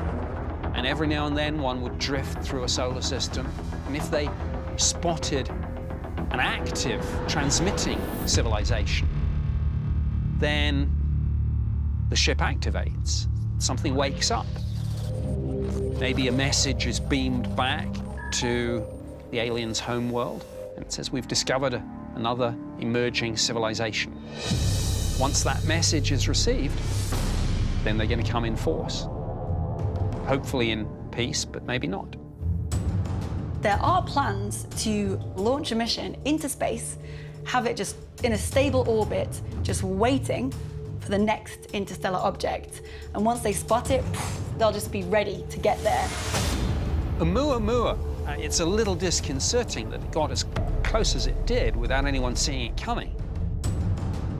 What if we were facing hostile extraterrestrials? Or what if this had just been a rock, but headed directly for planet Earth? I mean, Oumuamua should be a wake-up call. We missed the last one. Let's not miss the next one. All right, guys, I'm here with Dr. O. So, Dr. O, in your opinion, why is Oumuamua such an important discovery? Well, there are certain things that we figure out in science, but we can't accept as true until we actually observe it. For example, we figured out early in the 20th century that planet formation is a side effect of star formation, but it wasn't until the 90s that we first saw a planet outside of our solar system, such that we can say, yes, there they are. So we have a good understanding now of how solar systems form, and what happens is it's a very chaotic situation. So where we have 4 terrestrial planets today, there were dozens of protoplanets. And as they interacted and collided, some objects were thrown into the sun, some objects were incorporated into planetary bodies, and some were sent flying out of our solar system. How? Like, how do they get, how are they circling around and then all of a sudden one decides to just take off? Yeah, so it has to do with gravitational interaction. So close calls will change a trajectory, and if it swings around the sun or say Jupiter, right, and under the right circumstances, it can gain enough momentum to just slingshot right out of the solar system. So we expect that objects from our solar system are flying throughout the galaxy, and objects from other solar systems are also flying throughout the galaxy, and on occasion, they may enter our solar system, and that's what Oumuamua represents. Okay, so and then Oumuamua was actually discovered using the telescope that's shown behind us. That's right. So we found Oumuamua with the telescope on Haleakala in the Hawaiian Islands. Very well done. Yes, I've been there. It's a cool spot. Yeah. Yeah, and so the thing about an object like this is similar to an asteroid. So when we look at interstellar or interplanetary interlopers, they come in 2 main types. Stuff that was once a part of a planetary body, so to be made up of metal or stone or rocky, and stuff that never was. So that's like comets, or we call carbonaceous chondrite asteroids. And so Oumuamua appeared to be a rocky body. Most of the astronomers thought that perhaps it would be an icy body, but there was no evidence of that. But you see it has a shape here. It's long and thin. So what we do when we observe these things, now remember, the way physics works, if this object comes into our solar system from a long distance, it's like it fell toward the sun from an interstellar distance. Yeah. So it's moving so fast that you can only get so much data. And one of the important pieces of data we call a light curve. Let's just look at its brightness over time. So if you imagine a bowling ball, a bowling pin, flying through space and tumbling, right? When you're seeing the long side, it looks bright. When you're seeing the short end, it looks dim. So you can reconstruct the shape of objects based on how they reflect light. And also, based on the colors that they reflect, you can figure out what it's made of to some degree. You're just so smart. Oh my gosh. Okay. What other discoveries point to the possibility of life on other planets? Well, so here is the big controversial analysis that was done. So as different astronomers tried to figure out what is this made of, an astronomer from Harvard and his collaborators performed a study where they claimed that it was way thinner than what most of us read from the data. And so the conclusion was, oh, it looks something like a sail. Now, what would that be? And so this astronomer just speculated that perhaps it is a light sail from some alien civilization. Now, most astronomers do not accept that interpretation. I mean, that is a leap. That is a leap. That is a leap. It's a giant leap. Okay, Yes, yes. but continuing with what your comment was, so most don't accept necessarily that. That's right. So, you know, there's some phrase that, like, you know, great claims require great evidence or something like that. The evidence just isn't there. Oumuamua remains a mystery. Interesting. Okay, so what is it about Oumuamua's trajectory that made people raise their eyebrows? Oh, that is everything. So if you look, for example, at the planets, they're in these nice elliptical orbits that are almost circular. But Oumuamua did something different. It traced out a geometric figure that we call a hyperbola. And that is like an unbound orbit. And that told us that it is not from our solar system necessarily, right? But the other thing that was really interesting is the laws of physics work really, really well. So we can predict the trajectories, right? And so if it was a rock, this is the expected trajectory, but it did something different. Yeah. Now that's not unusual. It shocked you guys. Yeah. It shocked us, right? It's not as weird as it may sound, because two things will change the motion of an object. One is sunlight actually applies a pressure, and there's what's called the solar wind. So that could change the trajectory. And also, when objects get near the sun, if they have any ices, those ices will do what we call outgassing, and that creates a force on the body and changes its trajectory from a purely ballistic trajectory. Awesome. All right, well, speaking of outgassing, back to you, Josh. Oh, unbelievable. Jess, I could have you back in the jungles tomorrow. Oh, no, I'm sorry. When we come back, our panel of experts rate their top UAP sightings. Which footage checks all of the boxes for them? And later, we'll hear from some Hollywood heavy hitters about whether they believe in extraterrestrials when UFOs Declassified Live returns.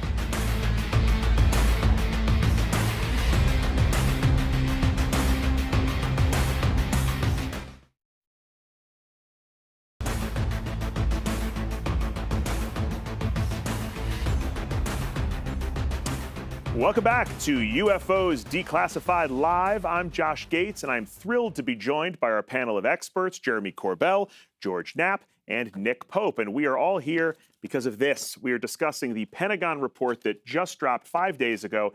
And one of the really interesting takeaways for me in this report are these different buckets that they use to categorize the UAPs or UFOs. So those categories are airborne clutter, natural atmospheric phenomena, stuff that's just naturally occurring, USG or U.S. government, foreign adversary systems, and other. So let's talk about other or natural occurrences. Jeremy, have you ever looked at a video or seen a UAP and then later realized you'd misidentified something? Well, all the time people misidentify things, and the whole point is something is unidentified until it's identified. Don't jump to conclusions. Right. George, where do you think that your pyramid UFO video would fall in these buckets? They would fall into the place where I get my mail, into other. That's where I live. I mean, do they look aerodynamic to you? If you're going to build something, some kind of a drone, an earthly drone, would you make it pyramid-shaped? I wouldn't. Exactly. Now, Nick, looking at these different categories, which is more, concerning, foreign adversary systems or other? Other. It's a little word, but it's a scary word in this context. You can pick up the phone and talk to your adversaries through diplomacy. We can't talk to these people if who or whatever they are. We don't know. Personally, I would go with airborne clutter, but I'm afraid of birds.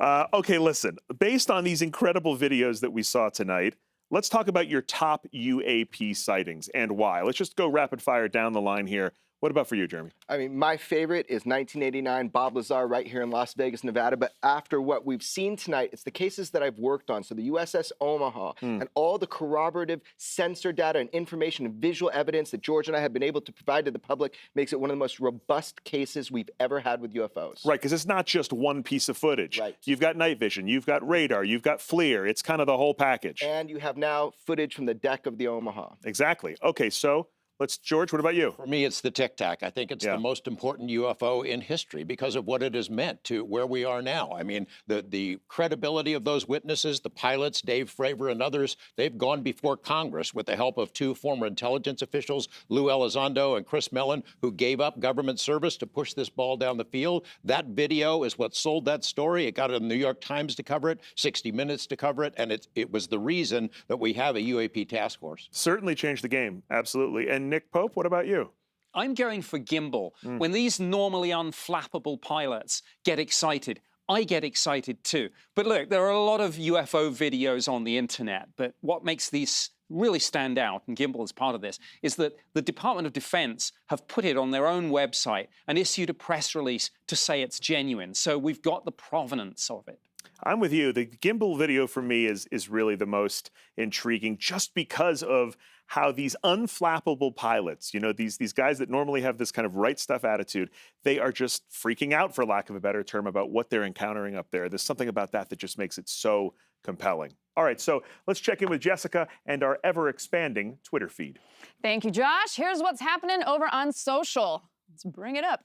All right, Joseph writes, do you think the general public is ready for complete UFO disclosure? Jeremy, you want to take that one? Yeah, I think we can handle it. We know we can handle it. We have a right to know, a need to know, and I feel a duty to find out the truth about UFOs. All right, thanks, Jeremy, and thanks, Joseph. Keep sending your clips and comments in using the hashtag UFOs Declassified Live. All right, well, next up, we're going to dig deep into our controversial history with UFOs. Plus, we have that gripping footage from the deck of the USS Omaha when UFOs Declassified Live returns.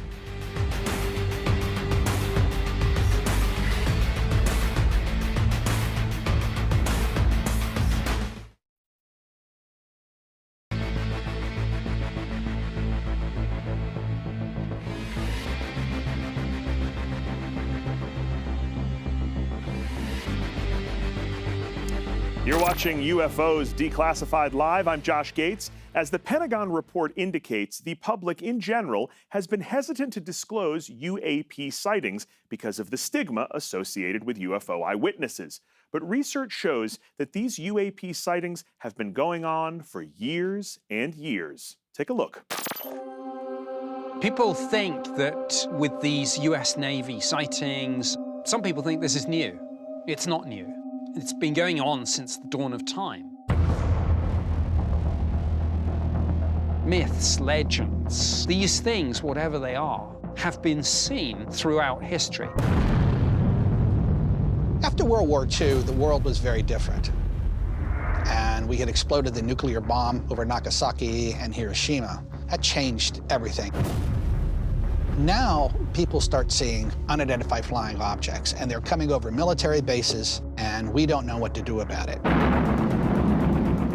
One of the central pieces to the UFO backstory is Roswell. Something crashed in the New Mexico desert. From that moment on, two things happened. Firstly, the US government knew that we're not alone. And secondly, a vast conspiracy emerged to cover this truth up. Believers say alien spacecraft, skeptics say weather balloon.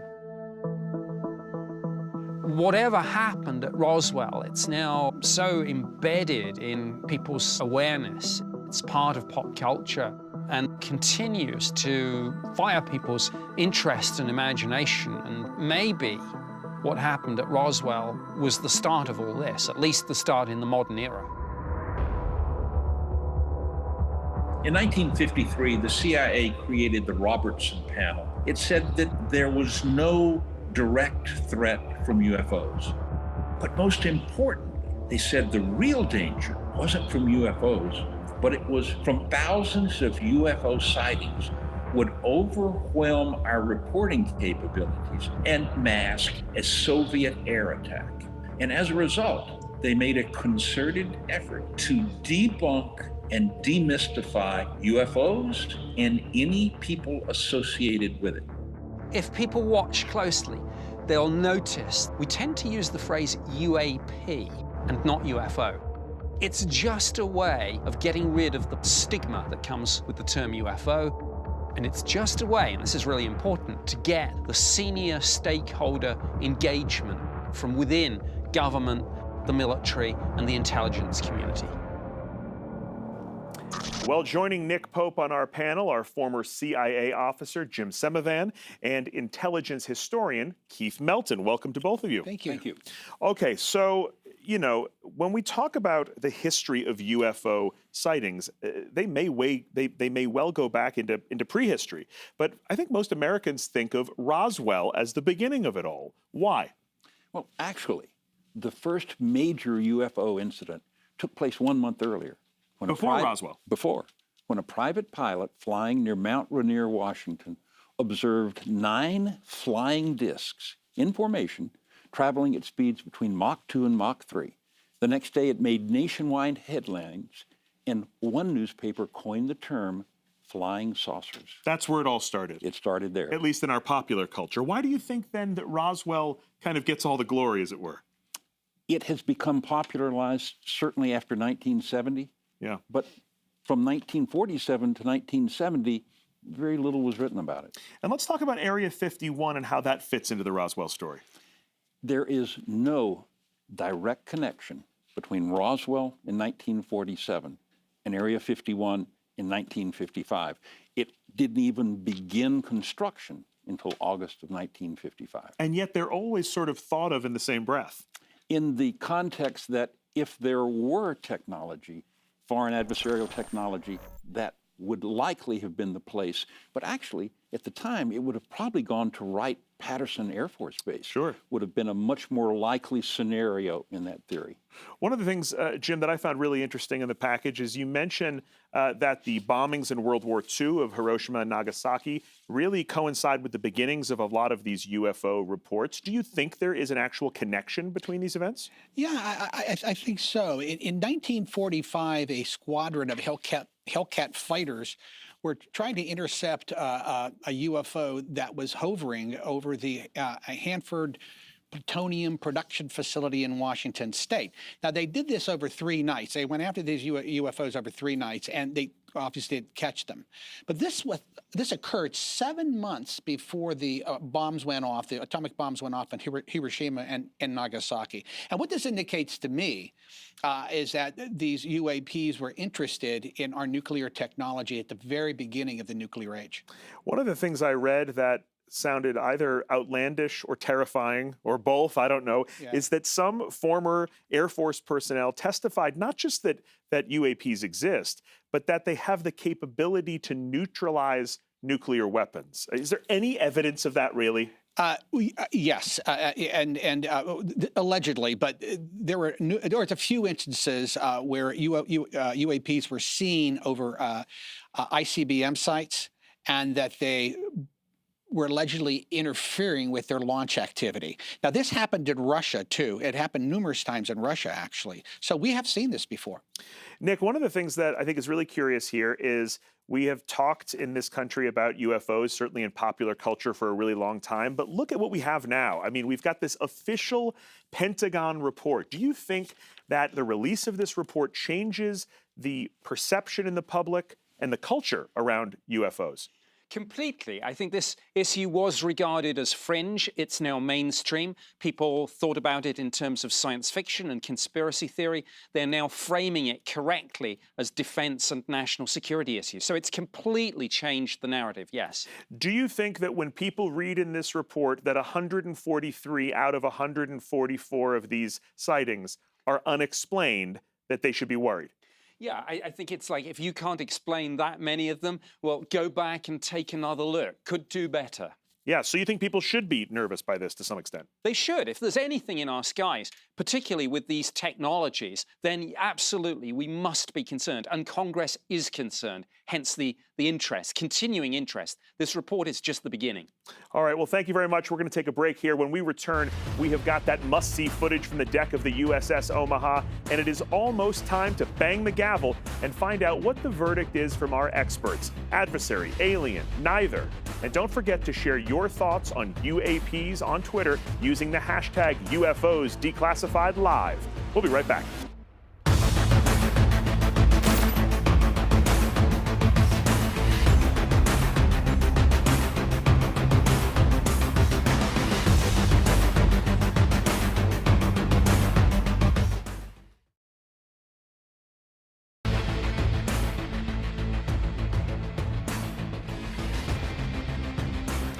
Looking at our poll, when asked what's inside Area 51, looks like a pretty tight race between an ET spaceship and military equipment.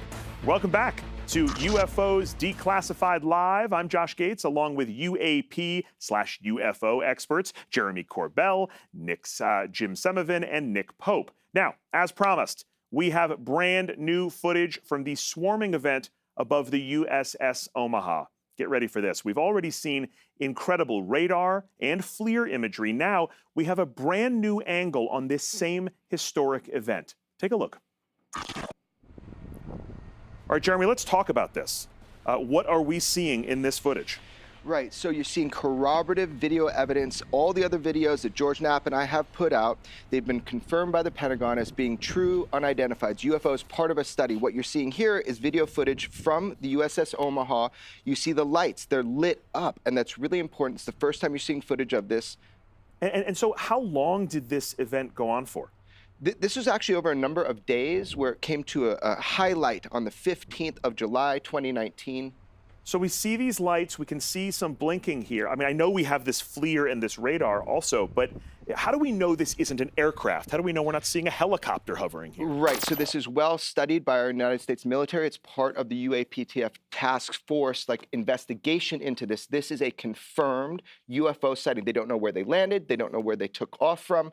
This is a true UFO case with great data. There were 14 of these things at one point around the USS Omaha, completely surrounded it. They'd pop on and off radar over a period of several hours. That one was recorded on the thermal images that traveled along with the ship for an hour. Earlier, I asked you what your favorite video from tonight is. Anybody want to change their answer? I mean, how much of a game changer do you think this video is? Altogether, this video is so important because, again, it supports an entire event series. It's one of the most well-documented UFO cases of all time now. And so, taking all of that evidence together, it does seem really compelling, doesn't it? It is absolutely compelling.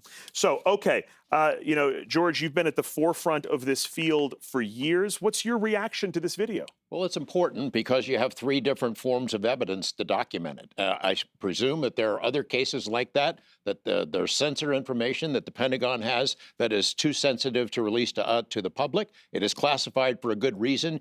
As it was told to me by an intelligence official, you can't tell your friends without telling your enemies. So there are good reasons for keeping some of this secret, but this clearly is a pretty solid case.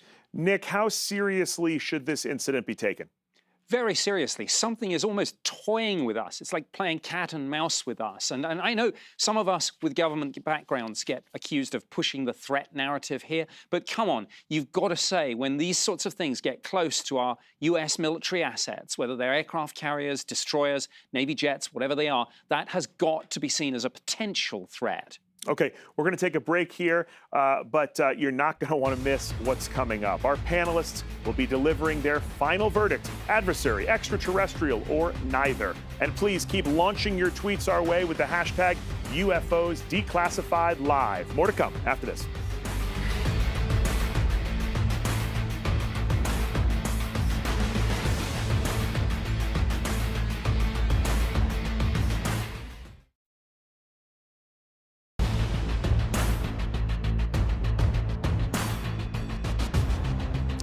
We are back with more UFOs Declassified Live. I'm Josh Gates. Well, for most of us, our only exposure to the idea of extraterrestrial life has come from television and movies, from The Twilight Zone to Independence Day. So how does Hollywood compare to the real deal? Hollywood has always been a teller of sci-fi stories, I think, for entertaining the audiences about UFOs. And I think UFO movies actually play into our great ignorance of the world around us. One of the things that's always been out there, did we create interest in UFOs? Or the fact that people were interested in those things, did we take advantage and create what our vision of what those images would look like? There is an interesting conspiracy theory that some Hollywood movies are actually part of a government campaign to acclimatize people to an extraterrestrial reality. So Hollywood has had a huge impact in terms of how we conceptualize extraterrestrial life form intermingling with life on Earth. I have met people that I truly believe could be aliens. When we would scout Men in Black, we would all drive around New York and we would always look out the window and go, alien, alien. It's possible they're here. Hollywood created the look and the sound of UFOs and flying saucers. But it's really the movies of Hollywood starting in the 1950s that give us the definitive image of those flying saucers. And its impact on our perception of UFOs has been tremendous, probably bigger than any other media.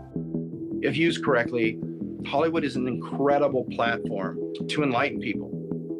I think it will make people want to work on it, study it, understand it, get people really interested and excited about dealing with UFOs that are more than just the craft in the sky. Hollywood has actually produced much better CGI video than the Navy pilots have. That's cause for some question in itself, is that are we too now saturated with video, CGI images, and has this now made us less likely to believe what we see? Joining Nick Pope and I on the panel is our own Jessica Chobot. Welcome to the big desk, Jess. Oh, I'm so stoked to be here. Good to have you here. Okay, let's talk movies. I know that you are a major pop culture and movie buff, by which I mean a huge nerd. Yes. What is the best extraterrestrial alien movie ever made, in your opinion? Ever made? Well, I've got a lot that I like a lot, but I would have to say They Live. Oh, They Live. Yeah. John Carpenter, yeah. Yep. Amazing special effects, questionable acting. I don't think so. Come on. It's a classic. It is a classic. It is a classic. Nick Pope, what about for you? Arrival. Yeah. Because I think it speaks to a lot of the issues that people are thinking about right now with this report to Congress. I mean, you know, it's not just about aliens, it's about us and our response. Do we respond with hope or fear, with the hand of friendship or with guns and bombs? That's right. I have to say, it's kind of an impossible question. There are so many great alien movies. How about Alien? Or the greatest sequel of all time, Aliens? I thought you were going to say Prometheus, and I was going to be like, you gotta leave! Not Prometheus, but the other ones. I mean, for me personally, when I was a kid, I used to love really old sci-fi. I mean, I used to love, you know, Day the Earth Stood Still. I was Forbidden Planet. I was a huge fan of Twilight Zone, the TV series, the reruns of that when I was a kid. And I have to say, you know, The Monsters Are Due on Maple Street and, you know, Nightmare at 20,000 Feet. Will the Real Martian Please Stand Up? Those old, you know, kind of Cold War era stories that were also, again, speaking to people's fears. That was the stuff that really got me into science fiction and into this topic, because there is something about extraterrestrials that's also very human. Does that make sense, Nick? Yes, it does. You know, we look out, but at the same time we look in. It's not just about aliens, but it's about us. Who are we as a species? How do we respond if we find out that we're not alone? You know, one of the things that you mentioned in the piece, Nick, is that some people believe that Hollywood, you know, is part of a kind of conspiracy to acclimate us to the possibility of an extraterrestrial arrival. I'm not sure I put much stock in that. Do you think that's true? No, not really. To acclimatize us to that, or even indoctrinate us to say that they are a threat. But look, I think there are so many movies, some with good aliens, some with bad aliens, that it's a funny indoctrination campaign if we're getting all these mixed messages. Exactly. Can I jump in really quick, though, and say it's not the first time that Hollywood's worked with the government to pull the wool over people's eyes, so who knows? I have no idea what you're talking about. It better not be the moon Argo. landing. Oh, Argo. Okay. Yeah, I thought you were going moon landing. I was getting very worried, Jess, for a second. Don't go crazy on me here. No, I'm talking about other times that they've just made deals with the U.S. to try and accomplish things, but not that. Not that. And I take your point, Nick, right? I mean, if this was a Hollywood conspiracy, all movies would be E.T., right? They would all be warm and fuzzy. We wouldn't have Species. Or all the other way, fear sells. That's right. That's exactly right. We would be terrified. Okay, so we're going to take a break. A pleasure, as always, talking to both of you. Okay, so what television show, movie, pop culture moment do you think is the most accurate depiction of what's really out there? Tell us now using the hashtag UFOs Declassified Live on Twitter. And after the break, I'll be speaking with the man who is largely responsible for initiating the Pentagon report. Former Senate Majority Leader Harry Reid will be joining us, and you won't believe what he has to say. And our panel will reach their verdict when UFOs Declassified Live returns.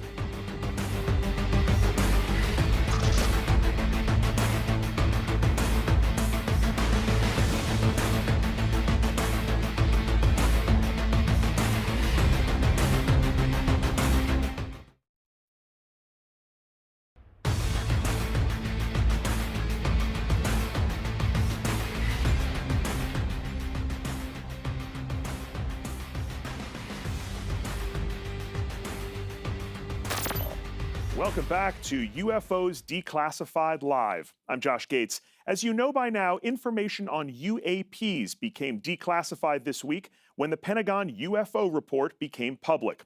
Right now, we're going to speak to the man who many call the godfather of this report, former Senator and Senate Majority Leader Harry Reid. Thank you for joining us, Senator. Really my pleasure. Look, I think a lot of Americans were pretty surprised to wake up a few days ago to see that the Pentagon had put out an official report on UFOs. When you got the ball rolling on this in 2007, did you think it would lead to a public report like this? I didn't give it much thought.